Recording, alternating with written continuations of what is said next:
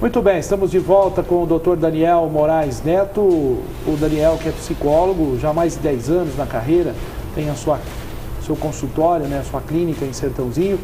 Dr. Daniel, a pergunta que ficou no ar, sua opinião sobre religião, sobre o surgimento de instituições religiosas, sobre a sua opinião sobre a Bíblia. Enfim, gostaria de saber e ouvir um psicólogo falando sobre isso. Eu vejo a Bíblia mais como um livro de metáfora do que como um livro para ser seguido ipsis literis, né? Eu acho que se a gente visse alguém fazendo como Abraão fez hoje, ia ter algum problema. Porque a gente não escuta o que o Abraão escutou. Talvez ninguém escutou, só ele escutou, né? Porque quando ele levou o filho dele e ia matar o filho, até que o anjo chega e coíbe ele, né? Não deixa ele matar o próprio filho, a pedido de Deus. Então eu consigo pensar na religião de uma maneira mais metafórica, de uma maneira mais de se colocar aquilo que a gente entende do que ela está dizendo, e não aquilo que é para ser feito, né? Porque se a gente for seguir ipsis literis, a gente vai, de certa forma, se contradizer em algumas coisas. Eu participei disso ontem. Eu prefiro pensar na multiplicação dos pães, não como uma mágica que Jesus fez e ele pensou e multiplicou os pães. Eu prefiro pensar de que tinha gente que carregava mais do que um e tinha gente que não carregava nenhum. Partilha. E quando a gente divide, sobra. Eu não tenho dúvida que tem dinheiro nesse mundo para todo mundo comer. Ou se tem. Mas não é todo mundo que come. Tem gente que come muito mais. E aí falta para o outro. Então eu prefiro pensar assim. E ontem eu estive numa festinha que cada um levava o que deveria comer. Eu sou sincero, eu não levei porque eu fui avisado de última hora. Sinceramente, eu estava angustiado em faltar. E sobrou. Mas sobrou muito. Era um lugar bastante simples. Das pessoas levarem embora salgadinho de sacola. Isso é muito bacana. Então, isso para mim é como se fosse a multiplicação dos pães. Prefiro pensar a Bíblia assim, como um livro a ser lido, mas não para ser seguido como uma regra, como uma condição sine qua non, né? Mas como uma condição de interpretação. Uma condição para se fazer valores naquilo. Qual vai ser o meu valor diante disso? E não algo para ser seguido como se aquilo fosse imutável. Como eu disse no começo, eu gosto do Lacan porque o Lacan fez uma releitura de Freud. O Lacan não escreveu nada além do que Freud escreveu. O Lacan não criou nada além do que o Freud tinha criado. O Lacan não criou uma neopsicanálise. O Lacan fez uma releitura. Exatamente aquilo que o Freud tinha escrito, ele repensou. E fez diferente, mas não fez divergente. Ele fez de uma outra maneira, mas não divergiu. Então, o Lacan passou por um processo chamado, ele se nomeou assim, excomunhão, né? Tem um seminário do Lacan que o primeiro texto chama excomunhão. Porque ele fazia parte de um grupo de psicanalistas franceses, a IPA, a International Psychanalysis Association, a Associação de Psicanálise Internacional, lá na França, e ele começou a mudar algumas coisas. Então, a primeira coisa que o Lacan fez, ele não tinha essa questão de ser 50 minutos de sessão. O Lacan cortava a sessão, terminava a sessão, quando ele achava que era prudente terminar. Isso era um ato analítico. Ele queria que o sujeito saísse da sessão com aquilo que ele falou, pensando. Então, se o sujeito disse alguma coisa que era muito importante para ele, ele parava, cortava a sessão, a gente chama isso de corte, ele fazia o corte na sessão, ele dizia, vamos ficar por aqui. E o sujeito saía. Isso podia estar com 10 minutos de sessão, isso podia estar com 1h30 de sessão. Então não tinha um tempo estipulado. Os freudianos, naquela época, era 50 minutos cravado. Eu não sei de onde eles tiraram isso, mas era 50 minutos cravado. Era 50 minutos de sessão. Acabava os 50 minutos, o sujeito se levantava e saía. Quando ele começa a fazer essas alterações, né, na forma de atendimento, essa IPA acaba achando ruim com ele e destitui ele do cargo de analista membro de escola. E aí ele entende como se fosse uma igrejinha, né? Igrejinha no sentido de não poder sair daquilo, né? E ele abre a própria escola de uma maneira mais livre. Fazendo menção ao que você me perguntou, por que tem um boom de novas igrejas, né? A meu ver, para satisfazer uma demanda que vai ser insatisfeita. Todo mundo quer resposta. Quem vai no meu consultório, senta lá esperando que eu diga o que fazer. O que eu faço com o meu filho que não quer estudar? O que eu faço com o meu filho que não quer tomar banho? O que eu faço com minha mulher que não se satisfaz? O que eu faço com o meu marido que eu acho que tem outra? Cada um vai com uma questão. Cada um vai com uma pergunta, como se eu tivesse uma solução para eles. Talvez eu tenha, mas não está comigo. Está com eles. E eu acho que algumas igrejas se colocam nesse lugar de responder a isso. De como se tivesse a resposta pronta para o sujeito fazer aquilo. E a vida de cada um é ímpar. Cada um vive com o seu parente, com o seu salário, com a sua casa, com as suas dificuldades, com o seu sintoma. Não dá para ter uma regra uma regra única que o sujeito vai e viva aquilo. Mas apesar disso eu não sou contra a religião nenhuma. Eu sou a favor de todas. Porque eu prefiro um sujeito que tenta buscar alguma coisa, que tenta encontrar alguma resposta, por mais que está procurando no outro e não em si mesmo, a um sujeito que fique aquém, que fique ao léu, que não tenha qualquer preocupação com o outro. E aí é uma coisa que me preocupa. A gente tem que destituir o outro, mas não anular o outro. A gente não pode entrar de uma forma perversa, onde, por exemplo, estacionar na vaga de um deficiente fosse coisa nenhuma. Para mim isso é muita coisa. Estacionar na vaga de um idoso fosse coisa nenhuma. Para mim isso é muita coisa. O idoso tem. Não é um direito, não. É muita coisa porque é pensar que o sujeito que vai chegar ali, que tem uma dificuldade de se locomover, seja ela por uma deficiência, por a idade avançada, e eu não tá nem aí para isso para mim é um fato preocupante.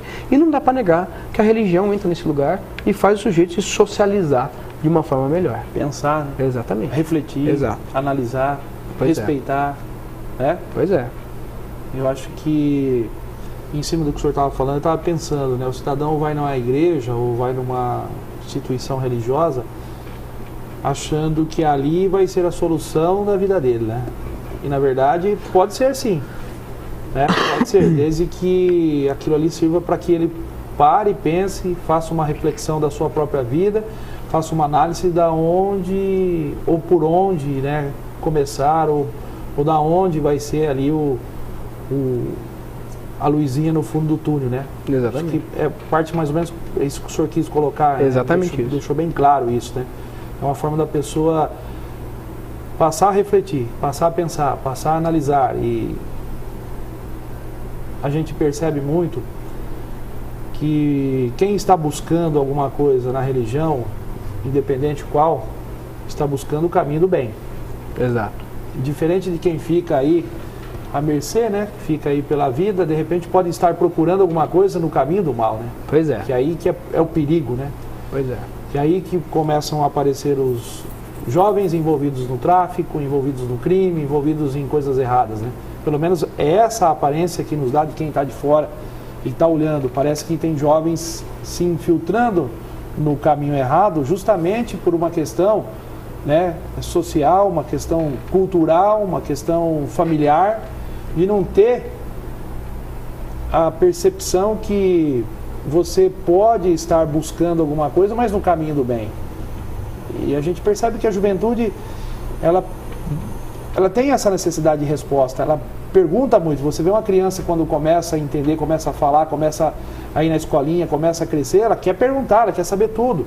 E o jovem tem muito disso, de querer saber, né? De querer perguntar o porquê disso. Mas por que é assim? Mas por que é tão demorado? E às vezes essa demora nas respostas é que faz com que tenha a busca por um caminho torto, por um caminho errado, que às vezes tem uma resposta momentânea ali, que é uma resposta ilusória, né? De momento, e no final das contas a coisa pode dar problema sério, não só para ele, mas para a família inteira. Mas doutor, eu acho que em cima disso, desse trabalho de reflexão, a gente começa a pensar nas doenças, ou na doença, uma das que mais se fala: olha, eu ando deprimido, eu tenho depressão, ou meu pai, ou minha mãe, ou meu irmão, ou alguém da minha família, ou meu amigo. Por quê? A depressão está tão na moda. Tem uma... O senhor quer falar primeiro o que é a depressão? Não, vamos lá. Eu quero primeiro fazer algo que é meio diferente, né? Uma coisa é tristeza, né? Outra coisa é depressão. Então, lidar com as dificuldades, ter dificuldades, nem sempre estar contente, não significa que o sujeito é um sujeito depressivo. O sujeito pode ser um sujeito simplesmente estar num mau dia, né? Faz parte da vida. Não dá para ser feliz todo o tempo, assim como não dá para ser triste o tempo todo. A gente tem uma certa flutuação, uma certa variação de humor, o que é natural. Para uns a variação acontece de uma maneira um pouco maior, para outros um pouco menor. Eu confesso a você que a minha flutuação é bem menor. Eu tenho um nível de, digamos, eu vou chamar assim, né, até de euforia, porque dificilmente eu vejo coisas ruins nas coisas que acontecem comigo, né? Até quando a coisa não é muito boa, eu não consigo perceber isso de uma maneira totalmente ruim. Para mim faz parte da vida. Por exemplo, bater um carro faz parte da vida. São coisas que acontecem. O fato é, pensando de uma maneira mais técnica, digamos assim, quando a gente tem, na nossa tenra infância, pai e mãe faz uma função muito importante. E é daí que vem grande coisa, né? Vem a personalidade do sujeito. A personalidade de cada um vai ser instituída a partir do tratamento dos pais, de como pai e mãe tratam os filhos. Por isso a minha preocupação com essa questão de internet e de quanto essa falta de socialização pode ser comprometedora num futuro não muito distante. Então, quando a gente está na tenra infância, até um ano e meio, 2 anos de idade, a gente está passando por um processo onde a gente diz que tem uma metáfora paterna. Obviamente, a gente diz paterna porque é uma função. Função essa que pode ser feita por qualquer sujeito, sendo ele pai ou não. Pode ser, por exemplo, a mãe, filhos de mãe solteira também passam por essa metáfora paterna. Obviamente que quem faz isso é a mãe ou alguém que faz essa função. Pode ser uma avó, um avô, às vezes a tia da escola, ou um amigo mais velho, enfim, um tio, não importa. A metáfora paterna ela vai acontecer de uma forma ou de outra. Essa metáfora paterna causa no sujeito, nessa criança, uma divisão que a gente vai chamar em Freud de divisão egóica. Então vai dividir o ego. Essa divisão de ego vai fazer um sujeito normal, que a gente chama de normal. E o normal é ter um ego dividido, que a gente chama de neurose. Então a neurose é o sujeito com o ego dividido, bem dividido. Então, se o sujeito é um neurótico normal, ele vai ter um ego bem dividido. Se esse ego for mais ou menos dividido, de uma maneira não muito bem feita, a gente vai ter não um sujeito neurótico, a gente vai ter um sujeito perverso. Essa perversão só vai acontecer nos sujeitos masculinos, nos homens. Tanto é que a gente vê que só acontece caso de pedofilia, por exemplo, que é uma perversão, com sujeitos masculinos. A gente não escuta nenhum caso de mulher que tenha sido presa porque teve relação sexual com uma criança. Porque a perversão é uma exclusividade do sujeito masculino, praticamente.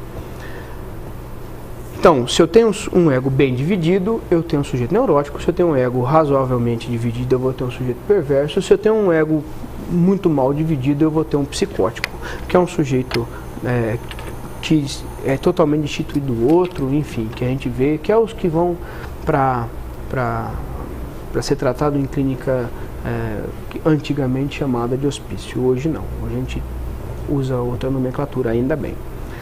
Enfim, quando a gente tem essa divisão de ego, a gente diz que tem, na linguagem lacaniana, que a gente tem um menos fi, né? Ou melhor, a gente tem um fi, tem uma letra grega fi, que vai dizer dessa metáfora paterna. Toda vez que a gente é chamado de um lugar que precisa denotar isso, essa questão da metáfora paterna, é um chamado que a gente diz que é um chamado de, talvez, de pulso. Então, é quando a gente assume algumas coisas. Quando isso pode acontecer? Pode ser quando a gente assume uma função dentro da empresa, como uma função de gerência, ou uma função de liderança, uma função de diretor, enfim. Pode ser quando a gente assume uma função paterna, o sujeito masculino, no caso, vira pai, ou no caso das mulheres, passam a ser mães. Então, isso, quando acontece algo que denota, a gente diz que precisa dessa divisão ter sido bem feita, é normal que traga angústia. Então, quando você perguntou, olha, o sujeito vai fazer uma entrevista de emprego, né? Como que é? Bom, o normal é sentir angústia. É normal. Porque a entrevista de emprego vai cobrar algo daquele sujeito. Algo que faz menção a essa divisão. O anormal seria não sentir nada. O anormal seria sentir medo, seria sentir pavor, o anormal seria sentir tristeza. Aí nós estamos diante de uma depressão. Porque a depressão é quando esse fi, né, que a gente chama, em vez de entrar a angústia, entra a tristeza, entra a melancolia. Aí nós estamos diante de uma depressão. Então, isso explica... Mas como diferenciar isso? Como que a gente pode passar para o nosso telespectador a diferença de angústia, medo e tristeza? Tá bom. Angústia é algo que a gente sente que não tem resposta. A gente não consegue responder.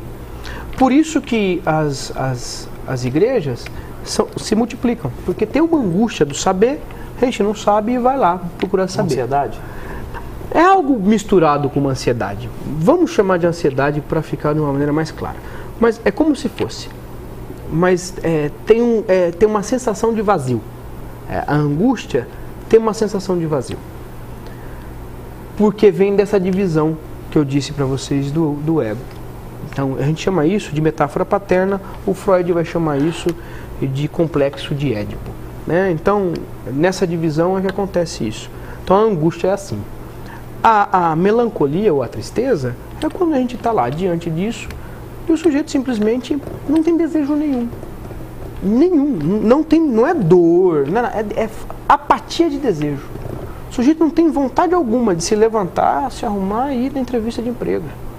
Não pelo receio dele não passar na entrevista, pelo medo dele não passar na entrevista, pelo medo dele fracassar numa entrevista, pelo medo dele não satisfazer ao entrevistador.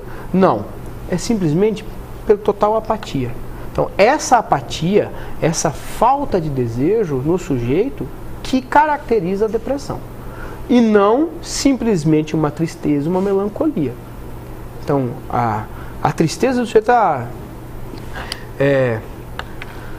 o Freud usa esse exemplo, né? As coisas vão perdendo valor. Então, o Freud usa esse exemplo num livro dele. Uma criança de 4 anos, quando vê a boneca quebrada, chora desesperadamente. Isso é natural. Assim, quando ela tem 16 anos e é chamada a atenção pelo pai ou pela mãe de uma maneira mais firme, né? Também vai chorar desesperadamente. Assim, quando ela tiver 35 anos ou 40 anos e perder o filho, vai chorar desesperadamente. Isso é totalmente natural. O não natural seria se uma mulher de 35 anos chorasse porque quebrou a boneca.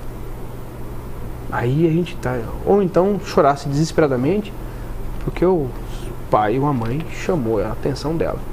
Então, cada coisa no seu valor, com o seu, digamos assim, com a sua estrutura psíquica, né? E no seu tempo, né? E no seu tempo. Então, uma mulher de 35 anos chorar porque uma boneca quebrou. Salvo conduto se for uma boneca muito estimada de coleção e tudo mais, mas estou dizendo de uma boneca comum qualquer, que é usada no dia a dia de uma criança. Né? Mas mesmo assim pode ser um exagero, mesmo assim, sendo de coleção. Né? Exatamente. Mesmo assim a gente vai entender como exagero. Eu estou dizendo não de um choro qualquer, estou dizendo de um choro destampado, um choro assim, de uma tristeza muito grande. É basicamente isso. O meu receio é do sujeito que não quer se haver com a dor. E tudo é dor. Né? Dificilmente não tem dor. A gente está aqui, é dor. Então, trabalhar, por mais prazeroso que seja trabalhar, a gente abre mão de algumas coisas para trabalhar. Abre mão de estar com a família, abre mão de estar fazendo outras coisas que gosta. Por mais prazeroso que seja trabalhar, tem quem adora trabalhar. Eu adoro trabalhar. Eu atendo até as 10 horas da noite. Mas mesmo assim, tem uma angústia minha de que quando eu trabalho, eu abro mão de algumas outras coisas. Assim como quando eu vou fazer outras coisas que são prazerosas para mim, como por exemplo, estar com a família e tudo mais, eu abro mão de fazer outras coisas, como por exemplo, atender, que é um negócio que me dá muito prazer. Então, é natural ter que se haver com certa dor, digamos assim. Por exemplo, o senhor foi convidado aqui para dar entrevista. Qual que foi o seu sentimento para vir aqui no programa no República? Já conhecia o República? Já, claro, obviamente. Primeiro sentimento foi um sentimento de bastante alegria, né? De ser lembrado por vocês. Segundo sentimento é um sentimento bastante angustiante, porque eu estou dizendo não para um ou para dois, estou dizendo para muitas pessoas que assistem. Óbvio, isso repercute. Então é natural que dê uma angústia por aquilo que eu vou falar. Mas também me veio uma sensação bastante boa de ser lembrado, de ser chamado, de ser convidado num programa televisivo, enfim, de estar falando aqui com vocês. É isso, não tem um único lado, né? Não tem uma única espécie. Eu vou sentir extremamente prazer porque eu vou na televisão discutir um assunto que é do meu agrado de psicologia sobre depressão. Mas tem também uma angústia de, da onde eu vou responder isso? Né? De que lugar? Né? Como é que eu vou me colocar? Como eu vou falar? Tem outras pessoas do outro lado, talvez com tanto ou mais conhecimento do que eu sobre depressão, que vão avaliar isso e vão escutar isso. E aí, como é que fica? Bom... mesmo porque é uma forma de posicionar o próprio cidadão, o cidadão comum que está assistindo, né? Para que ele não crie dúvidas, né? Para que ele não tenha dúvidas, né, do assunto, ou que não crie, né, alguma coisa no sentido de tomar alguma atitude errônea, né? Então é importante pensar nisso.